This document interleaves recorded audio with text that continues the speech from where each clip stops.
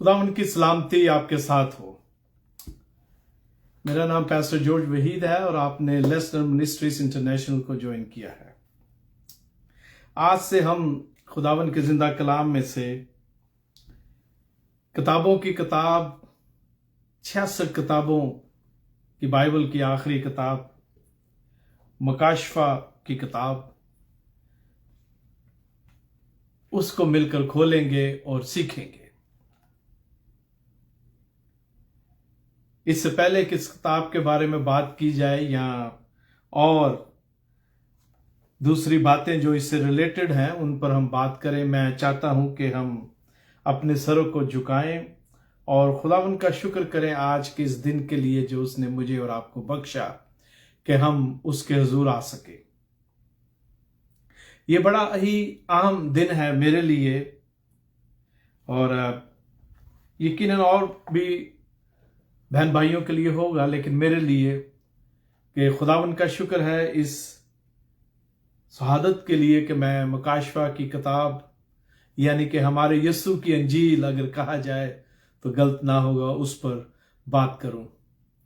मेरे अजीजों, इससे पहले कि दुआ मैं करूं, मैं आपको बताना चाहता हूं कि हम कोई भी अपनी लियाकत, अपने इल्म, अपनी किसी भी दुनियावी या रूहानी काबिलियत की बिना पर यह जो किताब है या कलाम मुकद्दस का कोई भी सहीफा, उसकी इंटरप्रिटेशन, उसको समझना और बयान करना और उस पर बात करना,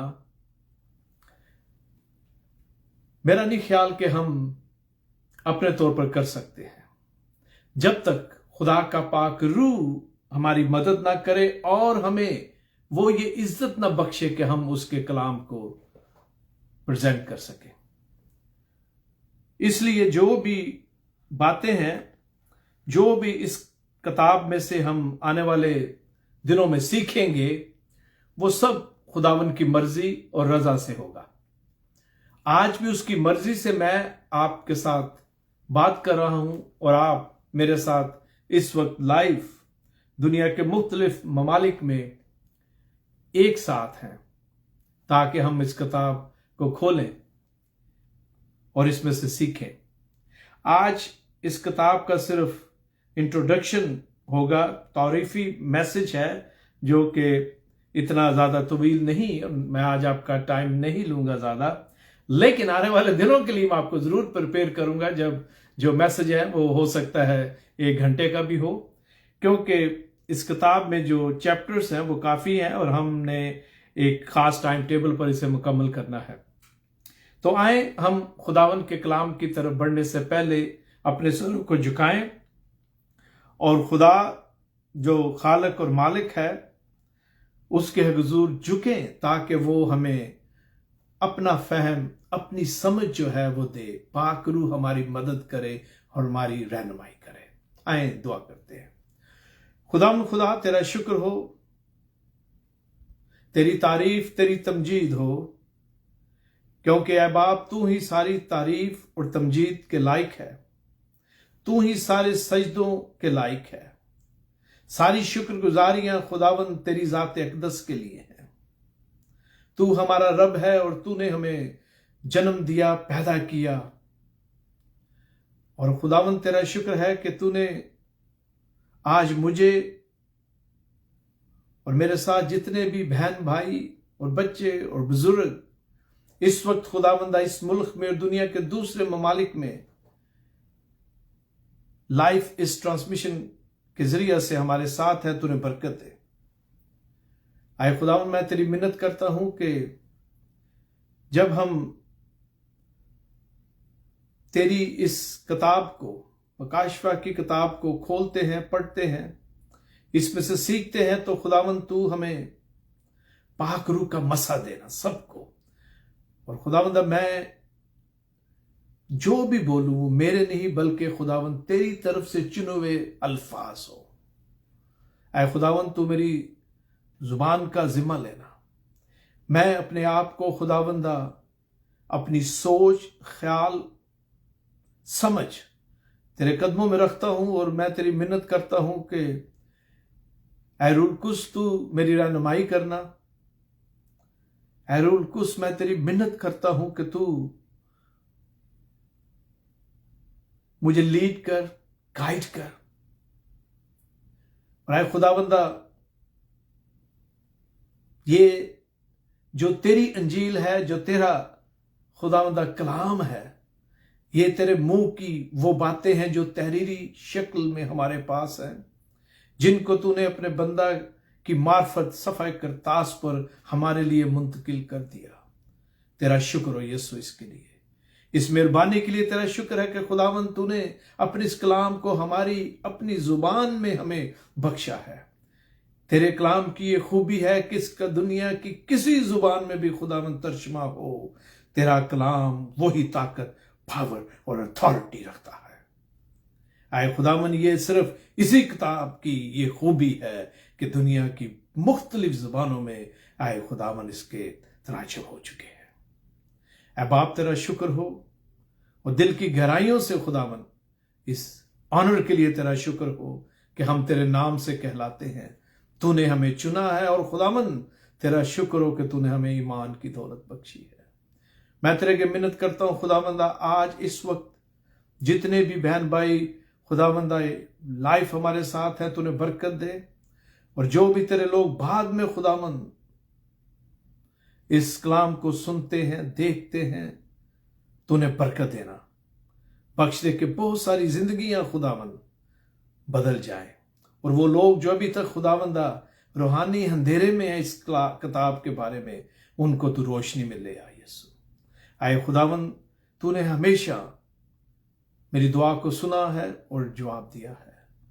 ऐ बाप, मैं तेरी मिन्नत करता हूं, आज की ये खुदावंदा स्टडी जो है ये तेरे नाम और जलाल के लिए हो। तेरे नाम में हम मांगते हैं, आमीन।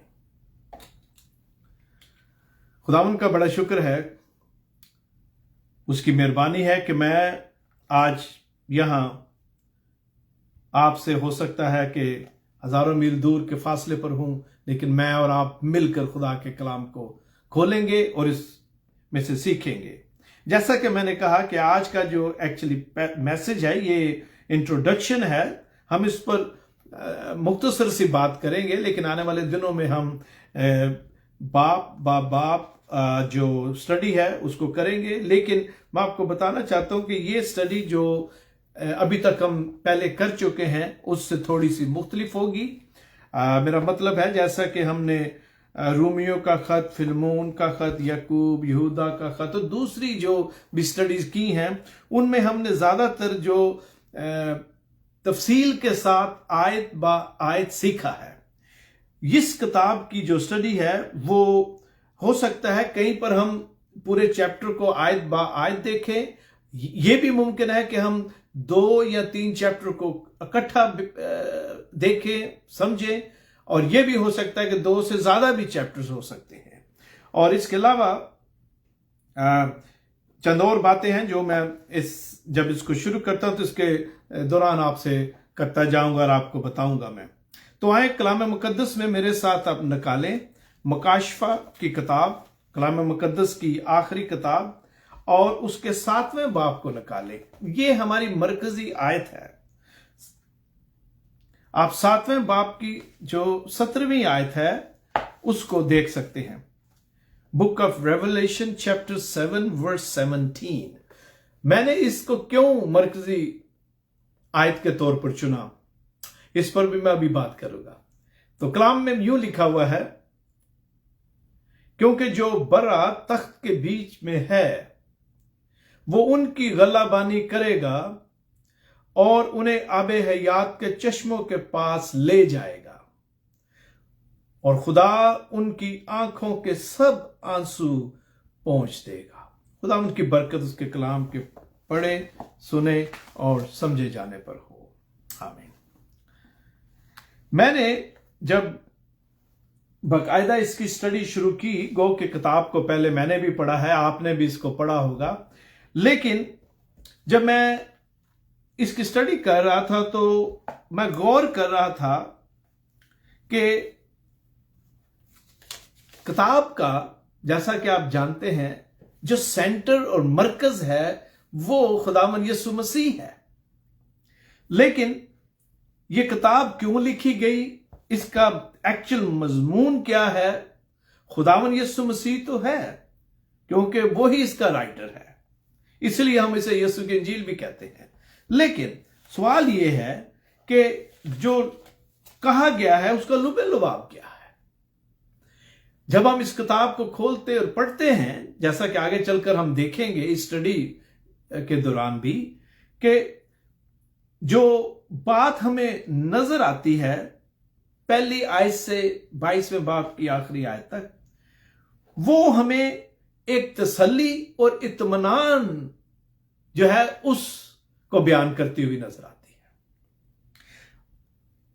क्योंकि इस किताब में मुख्तलिफ ऐसे एरियाज हैं जिनको हम मिलकर सीखेंगे। मुझे पता है कि बहुत लोगों को इश्तियाक है कि हम जल्दी से जरा चलें कि 1000 साल बादशाहत क्या है, और प्री ट्रिब्यूलेशन या जो 7 साल का पीरियड है, और 7 और 60 हफ्ते जो डैनियल की किताब में बताया गया है, तो आगे चलकर इनको देखेंगे। लेकिन अगर आप इस किताब को देखें तो इसमें जो चीज हमें नजर आती वो है तसल्ली और इत्मीनान खुदा के लोगों के लिए, और इसलिए मैंने इस आयत को चुना है। तो आए जल्दी से किताब का मुख्तसर जो तारुफ है वो देखते हैं, फिर चंद और बातें करेंगे। आज हमारे पास इतना ही वक्त होगा। ये जो किताब है मेरे अजीजों, मुकाशफा की किताब, इसको बेहतर तौर पर समझने के लिए अगर आपने पहली 65 किताबें पढ़ी हैं तो बड़ा आपके लिए आसान होगा। If you have read and studied 65 books, पहली 65 किताबें अगर आपने पढ़ी हैं तो इसको समझने के लिए आपको बड़ी आसानी होगी।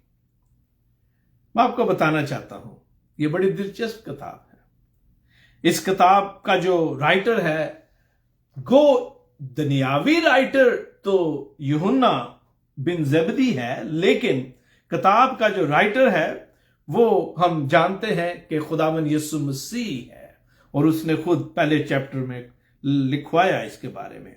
और हम देखते हैं कि ये जो किताब है ये तकरीबन जो हिस्टोरिकल फैक्ट्स हैं 95 या 95 AD में लिखी गई। ज्यादातर स्कॉलर इस बात पर मुत्तफिक हैं। मैं एक बार फिर अर्ज करूंगा कि ये जो किताब है इसमें कई ऐसी बातें हैं, हो सकता है आप उस पर मुत्तफिक ना हो, लेकिन परेशान होने की कोई बात नहीं, क्योंकि कुछ हिस्टोरिकल फैक्ट्स हैं जो शहादतें या जो मवाद हमारे पास है उसको देखकर जो बात की गई है उसको बयान करते हैं। लेकिन कलाम में, इस किताब में कुछ ऐसी बातें जिनको हमारे लिए पहले से ही बयान कर दिया गया है। लिहाजा ये किताब जो है वो तकरीबन ज्यादातर जो स्कॉलर्स हैं या थियोलॉजियन हैं वो इस बात पर मुत्तफिक है कि ये 95 AD में लिखी गई। और इसकी एक वजह यह भी है चूंकि उस वक्त रसूल जो है वो पितमस के जजीरे पे एक गार में कैद था, और ये जो टाइम है उस वक्त जो नीरू बादशाह है वो जा चुका था, क्योंकि उसके आखिरी दौर में पालूस और जो पतरस है वो शहादत पा चुके थे। लिहाजा दूसरा जो बादशाह है डोमेथियंस, वो सीजर बनता है और वो जो बादशाहत है रोम की उसको संभालता है, और रसूल यानी कि यूहन्ना रसूल उसके दौर में अभी तक उस कैद में था। लिहाजा ज्यादातर जो तारीखी वाकयात और शहादतें हैं वो इस बात की तरफ ही है कि ये किताब तकरीबन इसी वक्त लिखी गई। तो भी 19th सेंचुरी में कुछ ये मूवमेंट चली कि ये जो किताब है ये तकरीबन 65 और 70 के दौरान AD के दौरान लिखी गई, लेकिन ज्यादातर लोग 95 की तरफ ही झुकते हैं, और या आप कह सकते हैं कि ये मानते हैं कि किताब उस वक्त लिखी गई। किताब के टोटल 22 चैप्टर हैं, 404 आयात हैं, तकरीबन 12,000 के करीब अल्फाज हैं, और जैसा कि मैंने कहा दुनियावी तौर पर तो यूहन्ना इसका राइटर है, लेकिन दरअसल यीशु मसीह खुद है। मकाशवा की किताब जो है, अगर आप उसके पहले चैप्टर की पहली आयत को देखें तो यहां खुदावंद के कलाम में यूं लिखा है, पहली आयत में ही है, पहला हिस्सा मैं पढ़ूंगा सिर्फ इसका। यीशु मसीह का मकाशवा जो उसे खुदा की तरफ से इसलिए हुआ कि अपने बंदों को वो बातें दिखाए जिनका जल्द होना जरूर है, और उसने अपने फरिश्ता को भेजकर उसकी मार्फत उन्हें अपने बंदा यूहन्ना पर जाहिर किया। इस पर अगले हफ्ते जब हम बाकायदा इसकी स्टडी शुरू करेंगे तो मैं तफसील से इस पर बात करूंगा, इस पहली आयत पर। लेकिन मैं बताना चाहता हूं, जैसा कि किताब में अभी हमने पढ़ा है, कि ये यीशु मसीह का मुकाशवा है जो उसने खुद यूहन्ना पर जाहिर होकर उसे बताया। और यूहन्ना रसूल जो है मेरे अजीजों, उसने जो देखा उसको उसने उस वक्त के मुताबिक अपने अल्फाज में बयान किया है। उसने जिन सिंबल्स का जिक्र किया है, जो उसने अल्फाज इस्तेमाल किए हैं, याद रखें ये जो पहली सदी है उस दौर की जो इर्द गिर्द की कहानी या माहौल है, जो कुछ उस वक्त दस्तयाब था, जो टेक्नोलॉजी थी, दूसरी जो भी उस वक्त रहन सहन का तरीकेकार था, या जो भी चीजें रसूल देखता है वो अपने अल्फाज में उनको बयान करता है। खुदावन ने उसे दिखाई वो सारी बातें, लेकिन वो अपने अल्फाज में बयान करता है। लिहाजा कोई परेशान होने की बात नहीं जब हम बड़े ड्रोने किस्म के जानवरों और जानदारों के बारे में पढ़ेंगे। Those were just the word that how John described। और हम देखते हैं कि ये जो किताब है, इसको कुछ लोग कहते हैं हाथ नहीं लगाना। मैं आपको बताना चाहता हूं, ये मैं अपना पर्सनल एक्सपीरियंस है, हो सकता है आपका भी हो, कि जब मैं छोटा था तो मुझे कुछ लोगों ने कहा मकाशवा दी किताब नू हथ ना लाई। मैंने पूछना क्यों? जाहिर है आप अभी यंग हैं और आप पढ़ना चाहते हैं, आपको शौक होता है, आप पैदाइश की किताब से आप आखिरी वो जो खत है इसका यूहन्ना का, वहां तक तो आप आ जाते हैं, लेकिन जब मकाशवा की बात आती तो कहा जाता है इसे नहीं छेड़ना। वजह क्या थी मेरे अजीजों? मकाशवा की किताब को क्यों नहीं पढ़ना चाहिए? दरअसल जो लोग आपको ये कहते हैं, या मुझे जिन्होंने कहा, मेरा नहीं ख्याल उन्होंने मकाशवा की किताब की स्टडी की या उसे पढ़ा होगा, वरना इसमें डरने की कोई बात नहीं। और अक्सर कहा जाता था कि जो मकाशवा पढ़ लेता है फिर जो शैतान है वो उसे बहुत तंग करता है, उस पर शैतान जो है उसके पीछे पड़ जाता है और बदरुएं जो है वो आपको तंग करेंगी, हो सकता है आप में बदरू आ जाए, इस तरह की बातें होती थी। उसकी वजह क्या है?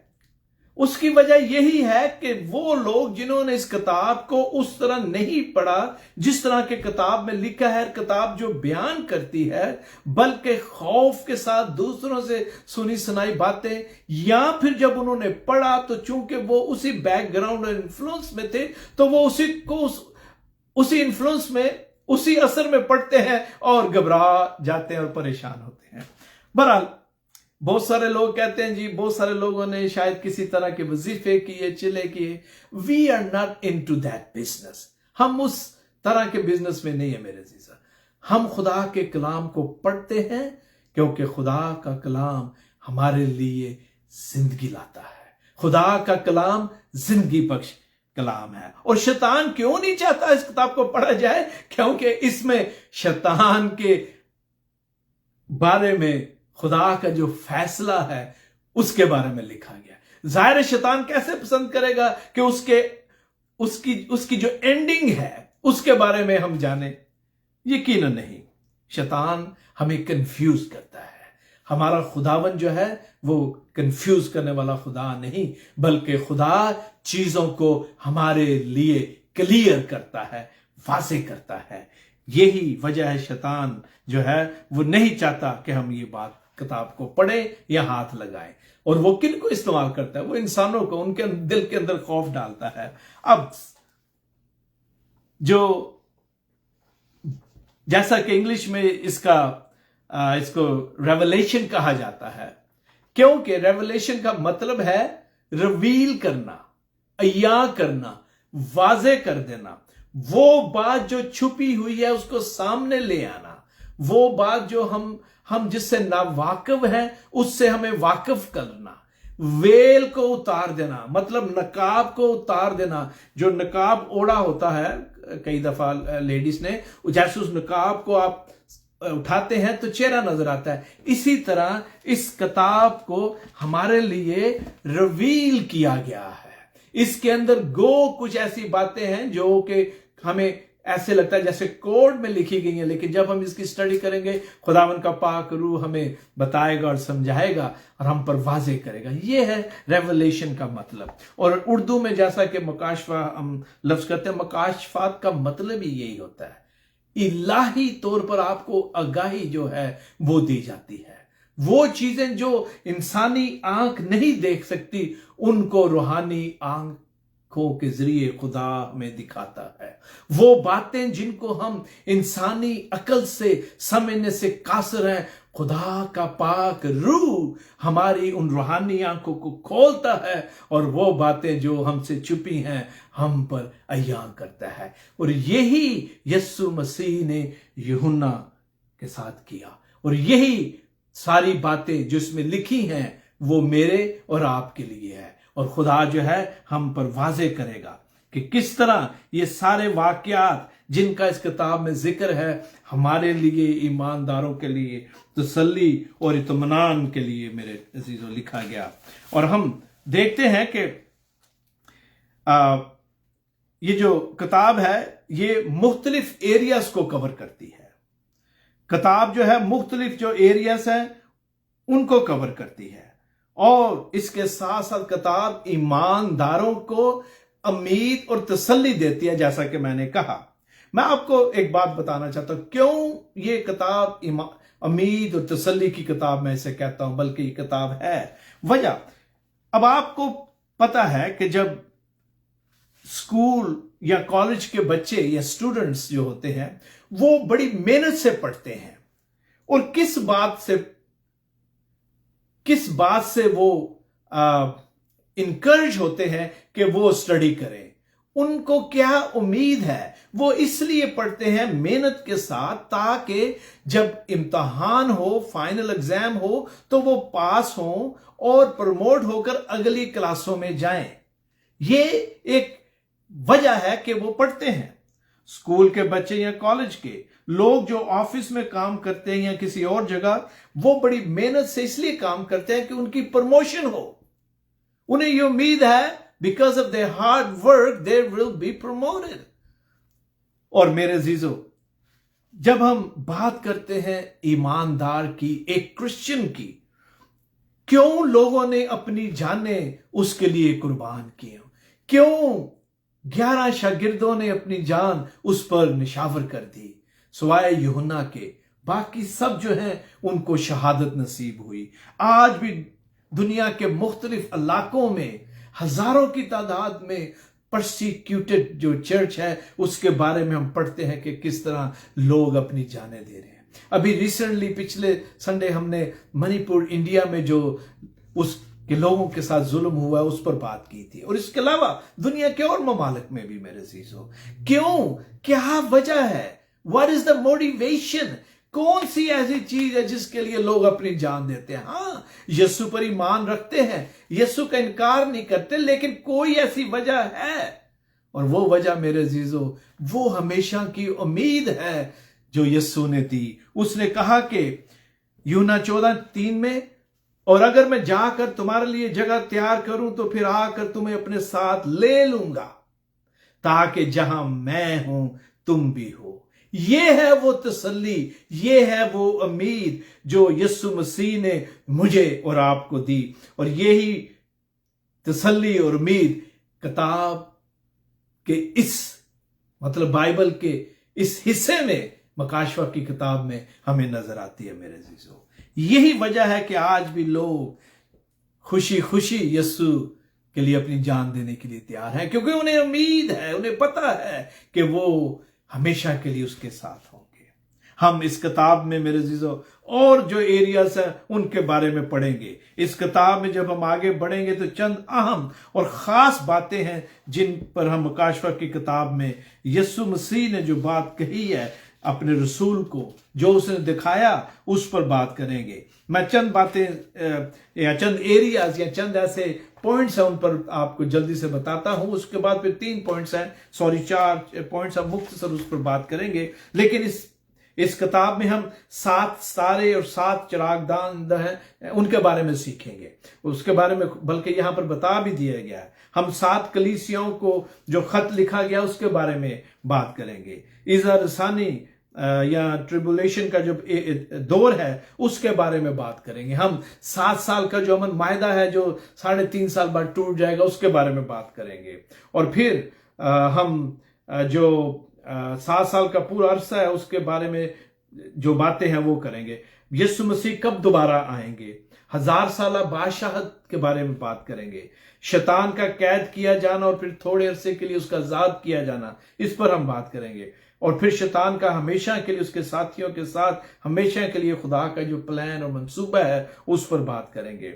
नए यरूशलेम के बारे में, बरा की शादी की ज़ियाफत और हमेशा हमेशा के लिए उसकी हजूरी में रहना जो है उस पर बात करेंगे। मैं आपको बताना चाहता हूं कि यह किताब बड़ी ही एक्साइटेड बुक है, बड़ी एक्साइटमेंट के साथ इसको हम पढ़ेंगे। और ये किताब यकीनन जब इसकी हम स्टडी मुकम्मल कर लेंगे हमारे लिए और खुलकर खुदा के कलाम की जो गहरी बातें हैं वो हमें सिखाएगी। मैं आपको बताना चाहता हूं कि चंद जरूरी बातें जो मैंने शुरू में भी कही, खुदा के खौफ के साथ हम इसकी स्टडी करेंगे और खुले दिल के साथ। उसकी वजह मैं क्यों कह रहा हूं, याद रखें कि स्पेशली जो मुकाशवा की किताब है इसके बारे में डिफरेंट स्कूल ऑफ थॉट है, मुख्तलिफ नुक्ता नजर जो है वो लोग रखते हैं। लिहाजा जब हम इस पर बात करें तो हम खुले दिल के साथ बात करें। हो सकता है लोग आपके नुक्ता नजर से मुत्तफिक ना हो या आप उनके नुक्ता नजर और पॉइंट ऑफ व्यू से मुत्तफिक ना हो, लेकिन ये किताब हमें डिवाइड ना करे, याद रखें, बल्कि हम दूसरे के पॉइंट ऑफ व्यू को रिस्पेक्ट के साथ सुने, सीखें, देखें वो क्या कहते हैं, और हम इसमें डिवाइड ना हो बल्कि ये हमें यूनाइट करने का बायस बने। मैं आपको बताना चाहता हूं इस किताब को हम उस तरह सीखें जिस तरह खुदा का कलाम हमें सिखाना चाहता है। और भी बहुत सारी बातें हैं। क्यों इतने डिनोमिनेशंस, क्यों इतनी, बैप्टिस्ट हैं, चर्च ऑफ गॉड के लोग हैं, कैथलिक्स हैं, पेंटिकॉस्टल्स हैं, प्रेस्बिटेरियन हैं, ओल्ड प्रेस्बिटेरियन हैं, आगे फिर और उनकी शाखें निकली हुई हैं। ये सारी किसी ना किसी डॉक्ट्रिनल डिफरेंस या डिसएग्रीमेंट की वजह से ये डिनोमिनेशंस हैं। लेकिन एक बात सब में जिस पर सब मुत्तफिक है वो ये है कि यीशु मसीह जो है वो कलीसिया का सरबराह और हेड है। सारी कलीसिया इस बात पर ईमान रखती हैं कि यीशु मसीह कुंवारी मरियम से पैदा हुआ और वो हमारी खातिर सलीब पर खींचा गया, उसने अपनी जान दी और वो दफनाया गया और फिर जिंदा हुआ और फिर उसने कहा कि मैं दोबारा आता हूं, जैसा कि मैंने यूहन्ना के 14वें बाब की 3री आयत में आपके लिए भी पढ़ा है। हम सब इस बात पर मुत्तफिक है। लिहाजा ये किताब जो है जब हम इसकी इंटरप्रिटेशन करते आगे बढ़ते हैं तो मैं चाहता हूं कि हम सब खुले दिल के साथ इसको पढ़ें, खुले दिल के साथ सुने और दूसरे के नुक्ते नजर को हम देखें। किताब का जैसा कि मैंने अभी थोड़ी देर के बाद पहले कहा कि इसका लुब लुबाब जो है वो आने वाले दिनों में जो वाकयात होने वाले हैं उनके बारे में हमें बताती है। अब मैं जल्दी से वो 4 जरूरी पॉइंट्स हैं जो आज इस इंट्रोडक्शन के दौरान आपसे बात करना चाहता हूं, लेकिन हम तफसील पर जब हम पहले चैप्टर को खोलेंगे तो तब बात करेंगे। जो ये किताब है इसके बारे में 4 मेजर या 4 अहम जो नुक्ता नजर है वो या नजरिया जो है वो रखते हैं। पहली जो पॉइंट ऑफ व्यू है या आप कह सकते हैं जो नजरिया है या वो लोग जो इसके एक पहलू से या एक एंगल से इसको देखते हैं, वो पहले जो है वो है प्रेडेटर्स। और ये जो प्रेडेटर्स हैं, जैसा कि लफ्ज प्रेटर या PRETER है, ये ग्रीक वर्ड है जिसका मतलब है माजी या पास्ट। लिहाजा वो उस बैकग्राउंड में इस किताब को देखते हैं और उनकी जो समझ या उनका जो ख्याल है वो ये है, और वो ये यकीन रखते हैं कि यूहन्ना आरफ ने या बुजुर्ग यूहन्ना ने जब ये किताब लिखी तो वो अपने वक्त के जो हालात थे, उसके दौर में जो हालात थे, उसने उस बैकग्राउंड में लिखी। जो उस वक्त मसीहों पर जुल्म हुआ उसको वो कोड में बयान करता है, ताकि जो रोमी गवर्नमेंट है या जो रोम के एडमिनिस्ट्रेशन या जो हुकूमत के लोग हैं वो उसकी तफसीलात को ना समझ सके, इसलिए सिंबल्स हैं। ये उनका नुक्ते नजर है और वो ये यकीन रखते हैं और आज भी हैं कि यूहन्ना ने इसलिए इनको सिंबॉलिकली लिखा ताकि जो ईज़ा रसानी का वक्त है वो उस दौरान जो रूमी हैं इसको समझ ना सकें और जो तकलीफ का पीरियड है ईमानदारों पर वो कम हो। वो ये मानते हैं कि 70 AD में जब हैकल को खत्म कर दिया गया था और सीरी में लोग चले गए, वो ये यकीन करते हैं कि 70 AD में ये जो मुकाशवा की किताब में बातें लिखी गई हैं वो सारी पूरी हो गई। लेकिन अब सवाल ये है कि अगर उनकी बात को माना जाए तो फिर मत्ती की इंजील में 24वें बाब में और फिर चंद और अबवाब में जहां यस्सु की दोबारा आमद के बारे में लिखा गया है, उसका जवाब उनके पास क्या है। But still respectfully we do take their point of view, क्योंकि आगे चलकर हम देखेंगे कि उनकी बात का एक हिस्सा जो है वो सही है। दूसरा जो ग्रुप है उनको हम कहते हैं द हिस्टोरिस्ट, या इंसानी तारीख जो है उसके बैकग्राउंड में वो मुकाशवा की किताब को पढ़ते हैं या समझते हैं। हिस्टोरिकली जो पॉइंट ऑफ व्यू रखने वाले लोग हैं वो ये कहते हैं और उनका ये ख्याल है कि मुकाशवा की किताब जो है वो इंसानी तारीख जो है चर्च की सिर्फ उसके बारे में बयान करती है। ये सिलसिला जारी रहेगा।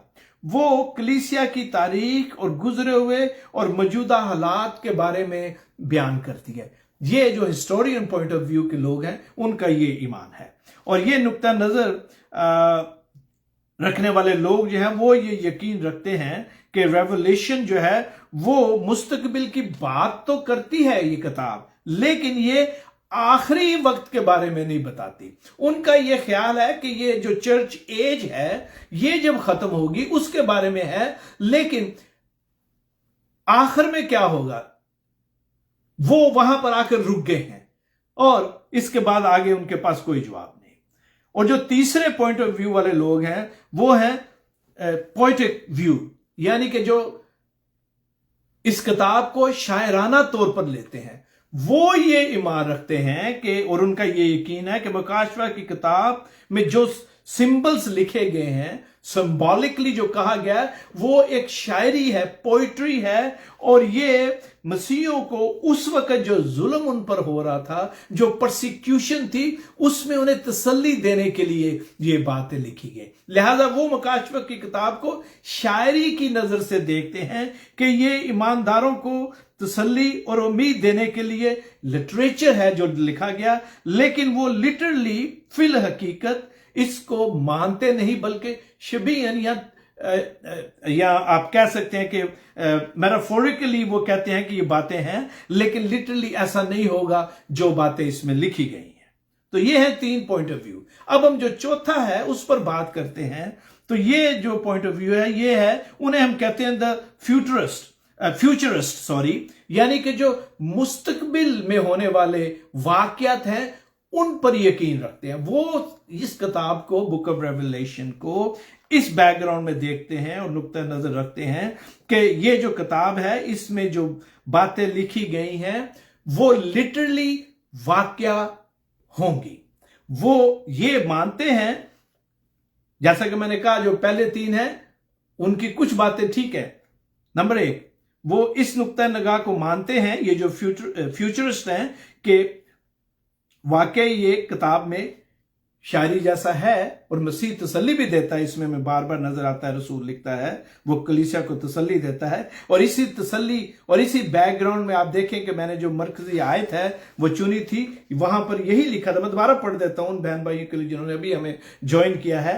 जो मरकजी आयत थी वो ये थी, मुकाशवा 7:17, क्योंकि जो बरा तख्त के बीच में है वो उनकी गल्लाबानी करेगा और उन्हें आबे हयात के चश्मों के पास ले जाएगा और खुदा उनकी आंखों के सब आंसू पहुंच देगा। यहां पर हमें यही नजर आता है मेरे अजीजों, ये जो चौथा पॉइंट ऑफ व्यू है। ठीक है, तसल्ली भी हुई। इसमें शायराना तौर पर जो सिंबल है उनको आप देख सकते हैं। और उसके साथ साथ इस किताब में जो पहले पॉइंट ऑफ व्यू वाले हैं जो कहते हैं ये हिस्ट्री है, ये भी ठीक है, क्योंकि मकाशवा की किताब जो है इसको आप देखें तो ये आपको पुराने ऐदनामा में मिलेगा।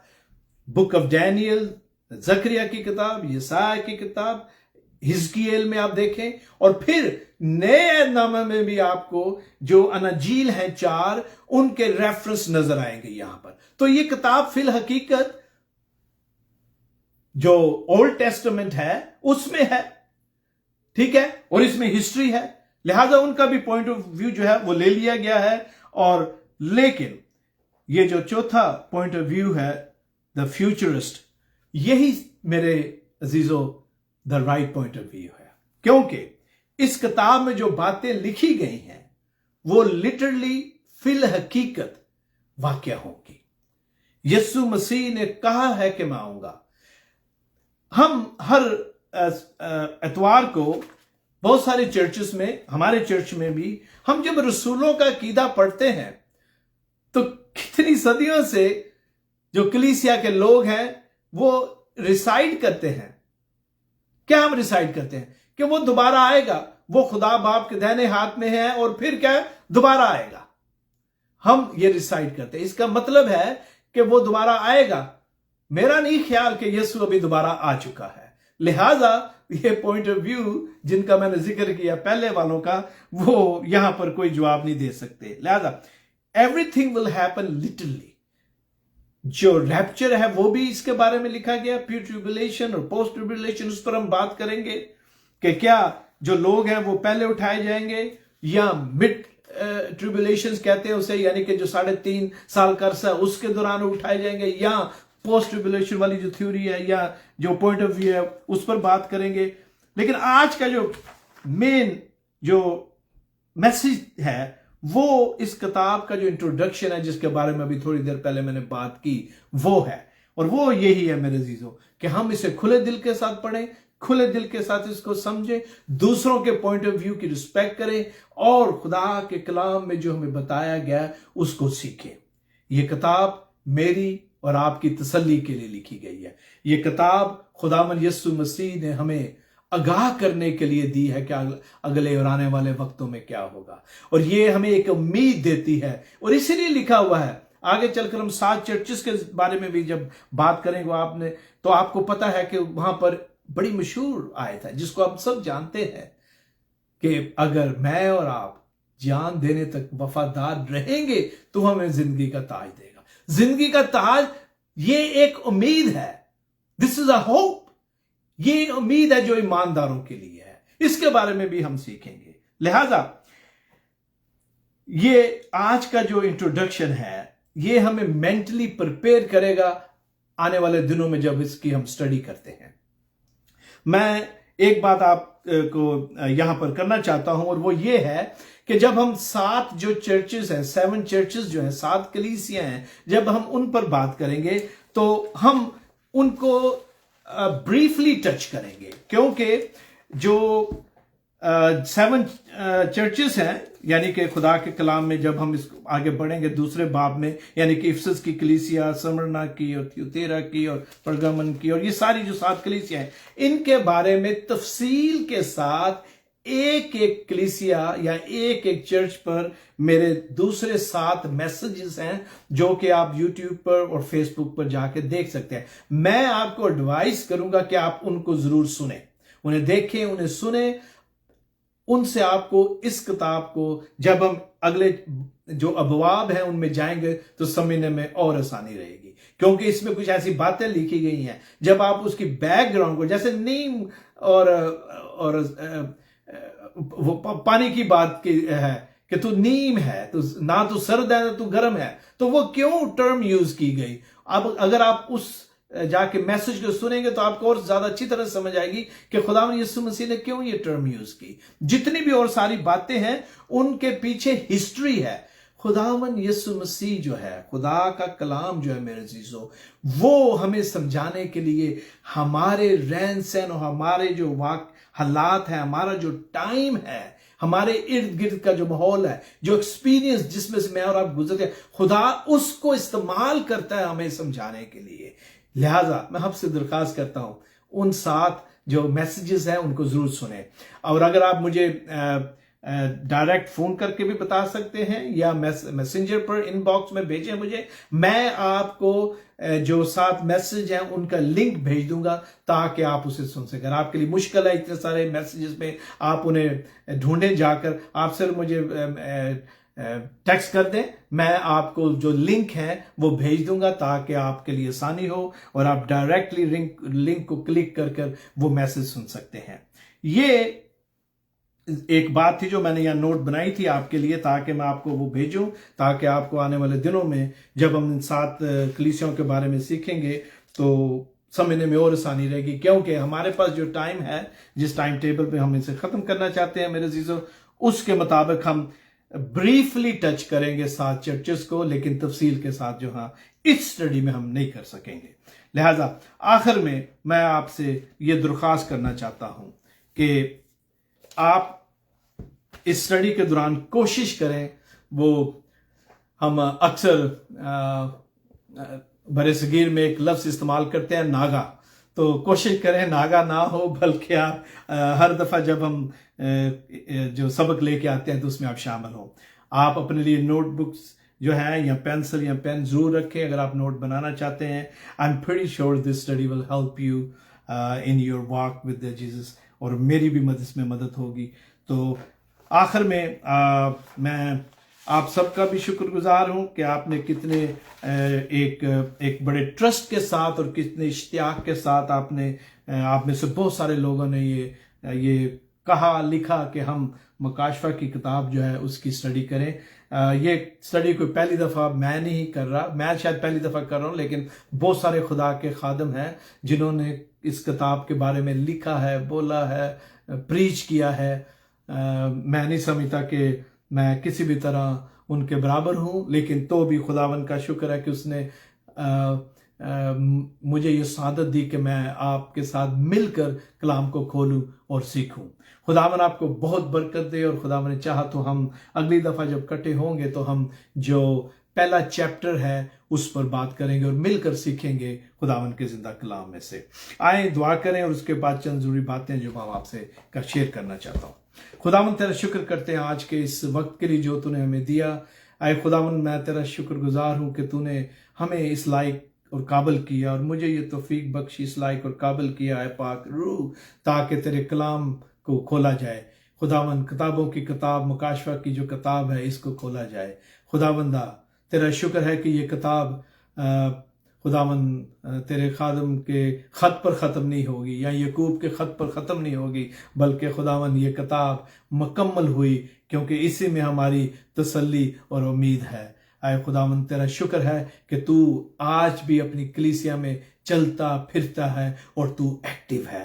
तू हमें इस बात का यकीन दिलाता है कि मैं हमेशा तक तुम्हारे साथ हूं। ये किताब हमें तसल्ली और इत्मीनान बख्शती है। ये किताब हमारी जो मंजिल है उसके बारे में हमें बता दी है। ये किताब एक ईमानदार को उसकी जो अब्दियत है उसकी गारंटी देती है। खुदावन तेरा शुक्र है इस बात के लिए। ऐ बाप तो हमें सबको बड़ी बरकत देना, तौफीक देना कि हम जब इस किताब को खोलते समझते सीखते हैं तो खुदावन हम ना सिर्फ इस कलाम को अपने लिए तक रखें बल्कि दूसरों के पास भी लेके जाएं, क्योंकि खुदावन यही तेरा फरमान है।